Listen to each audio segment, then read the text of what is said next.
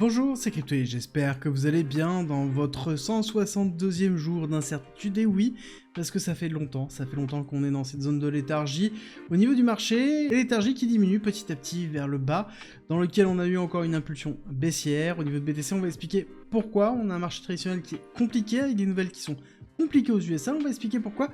Mais dans tout ce marasme négatif, nous avons une bonne nouvelle, même plusieurs bonnes nouvelles, dans lequel il est important de se rattacher sur la partie réglementation au niveau des USA. Et derrière, je vais vous expliquer un petit peu au niveau de la pattern de BTC, ce qui est en train de se mettre en place. Vous allez voir que c'est très intéressant. Pour ceux qui ne me connaissent pas, je suis Cryptolyse, entrepreneur investisseur crypto, et on va commencer par une très bonne nouvelle. Jim Cramer et bearish sur BTC et les cryptos. Alors, à chaque fois qu'on a Jim Cramer qui dit quelque chose, c'est systématiquement l'inverse qui se passe, et c'est plutôt positif. Le nombre de fois où il a dit que BTC était mort, c'est le nombre de fois où BTC est reparti à la hausse dans des énormes bougies, et c'est un petit peu ce que l'on attend aussi de ce côté-là.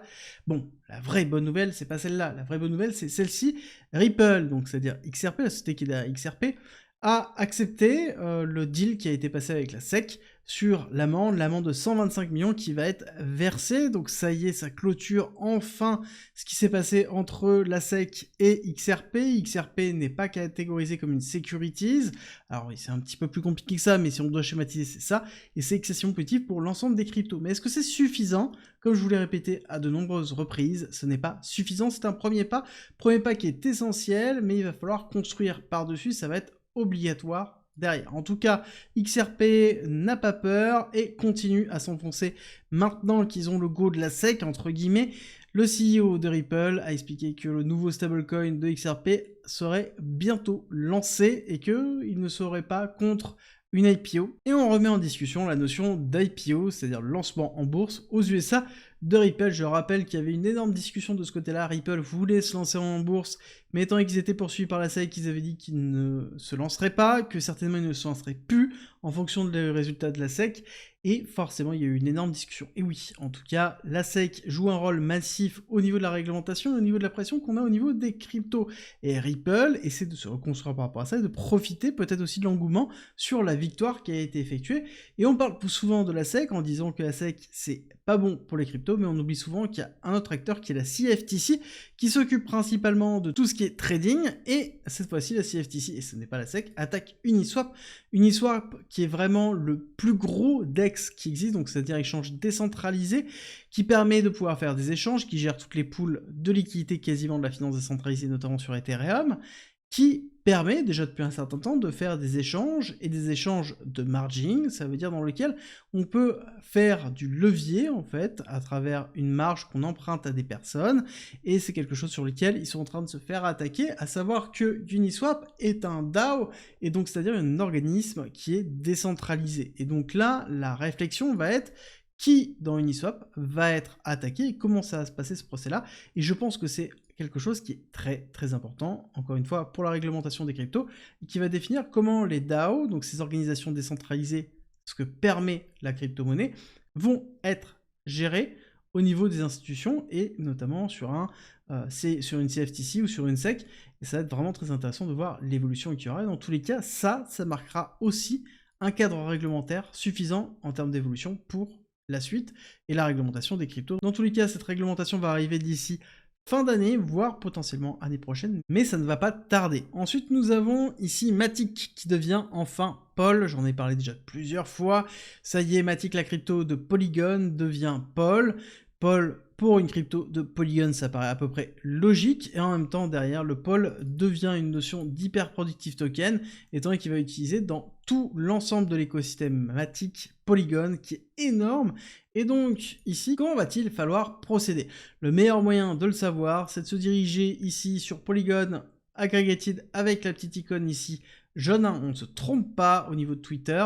Et ensuite, il y a toute l'explication qui est effectuée avec ici ce portail qui est là et l'explication de cette zone-là. Pour faire très simple, une partie des échanges centralisés vont s'en occuper tout seuls, l'autre ne vont pas le faire. Ceux qui sont stackés, ça va le faire tout seul, et si vous l'avez sur votre portefeuille ou votre ledger, il faudra impérativement le faire. En l'occurrence, il n'y a pas de date avant la fin de cette action-là, donc vous avez quand même le temps, prenez vraiment le temps. Et globalement, comment ça se déroule? Ça va être sur ce lien qui se trouve ici, Et il suffit tout simplement de connecter votre wallet, de changer vos matiques en pôle et c'est fini. Et vous possédez tout simplement les pôles par la suite. C'est tout, c'est vraiment très simple en termes d'utilisation.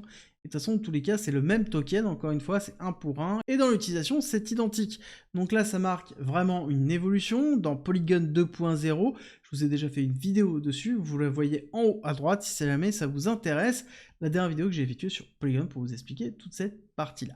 Et comme je vous disais en introduction, oui, c'est compliqué, on entame déjà un certain nombre de jours dans lesquels il ne se passe strictement rien, et on voit qu'on a plusieurs informations sur la baisse des volumes, notamment le CME d'Ethereum, le CME étant les futurs des institutionnels.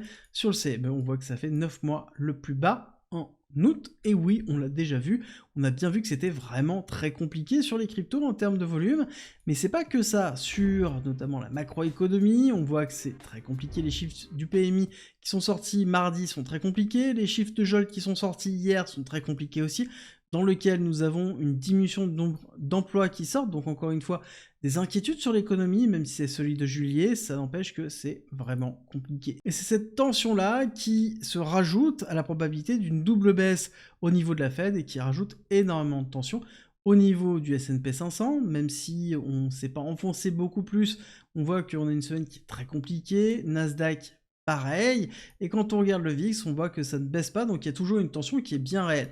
Ce qui est important à noter, c'est que entre-temps, dans cette semaine, nous avons eu ici la hausse du dollar qui s'est arrêtée avec une baisse drastique qui commence à s'accélérer pour potentiellement un retest au niveau des 100. On en parlait il y a peu en disant que c'était relativement faible et on voit bien que cette faiblesse est toujours bien présente. Mais clairement, comment ça impacte au niveau de BTC? Qu'est-ce qui se passe? Clairement, on voit que Bitcoin est en train de tenir, c'est plutôt positif sur le long terme au niveau du CME et c'est ce que l'on cherche de ce côté-là. Quand on regarde un petit peu ce qui est en train de se passer sur une vision plutôt daily, on voit qu'on est allé chercher les liquidités dans cette partie-là. Et si on zoome vraiment court terme, on voit qu'on est bien allé chercher ces liquidités. On a fait un mouvement haussier qui a été relativement puissant, mais pas assez, encore une fois. On n'est pas allé chercher des niveaux supérieurs, on reste toujours dans des niveaux inférieurs, on ne va pas chercher des liquidités au-dessus. Donc ça sous-entend qu'on a bien une pression qui est très forte, pression dans laquelle on a aussi un désintérêt réel au niveau de la crypto, il faut le dire. Et quand on regarde ici le momentum baissier que l'on a, on peut très vite voir qu'on est en train de suivre ce qui est en train de se faire en général, dans lequel on a bien un canal descendant qui est en train d'être suivi. Même si on a toujours notre divergence RSI court, donc une divergence qui est haussière, qui est plutôt positive, et comme je vous l'ai dit, justement, on peut continuer à descendre, et avoir toujours le momentum qui monte comme ça, avec derrière une divergence, avant d'avoir l'accélération haussière. Là-dessus, il y a quelque chose qui est important à voir, c'est qu'on a une autre oblique qui est intéressante positionnée. Ça va être ici, sur les deux premières bougies qui ont été statuées, sur les deux premières mèches qui se positionnent ici et ici. On voit bien qu'on a bien une très belle droite qui se positionne là, dans lequel on est respecté par le corps majoritairement des bougies avec quelques extensions qui se trouvent ici, et on aurait un intérêt en fait dans cette zone-là, dans lequel on pourrait avoir une réaction. Pourquoi je vous parle de ça? Parce que très court terme, on voit bien qu'on a une pression baissière qui est très forte. La probabilité d'aller chercher des liquidités au-dessus dans les 64 000 tout de suite, elle va être vraiment très compliquée, ou en tout cas il va falloir aller chercher un petit peu plus bas. On n'a pas consolidé en dessous de ce niveau de liquidité, mais il est fort probable d'aller chercher potentiellement ici le niveau des 54 000, 53 000, d'accord, ce bloc qui se trouve là, dans lequel nous avons un order block qui se trouve ici. Donc on a un intérêt et potentiellement une réaction suffisamment importante pour aller chercher en haut. Justement, on voit bien qu'on a un momentum baissier qui est très fort et on est en train d'entraîner ce momentum baissier, ce qui est plutôt bullish sur le long terme, même si c'est compliqué à gérer sur le court terme.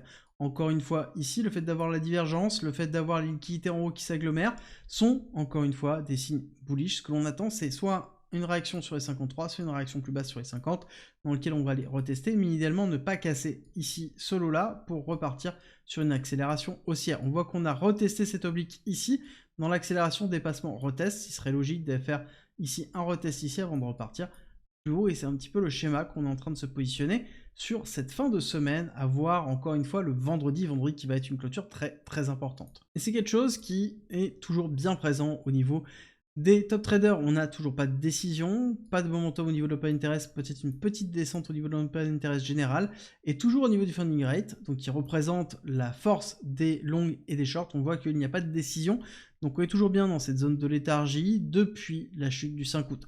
Encore une fois, depuis qu'on a fait le break du 5 août, on voit bien la baisse réelle au niveau des top traders.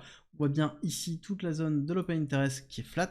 Il y a un désintérêt depuis qu'il y a eu des clusters de liquidation et forcément, il va falloir traiter ça avant de pouvoir repartir en avance. Et d'ailleurs, si le trading vous intéresse, j'ai mis à disposition une formation qui est 100% finançable et 100% gratuite grâce à notre partenaire XTB. Si vous voulez en savoir plus, c'est en commentaire et en description et vous avez une formation du coup de 15 heures avec plus de 200 pages pour tout savoir sur l'analyse technique, la gestion de la psychologie et comment construire une stratégie de trading profitable. C'est en commentaire en description. Et nous, on se retrouve très vite dans une nouvelle vidéo.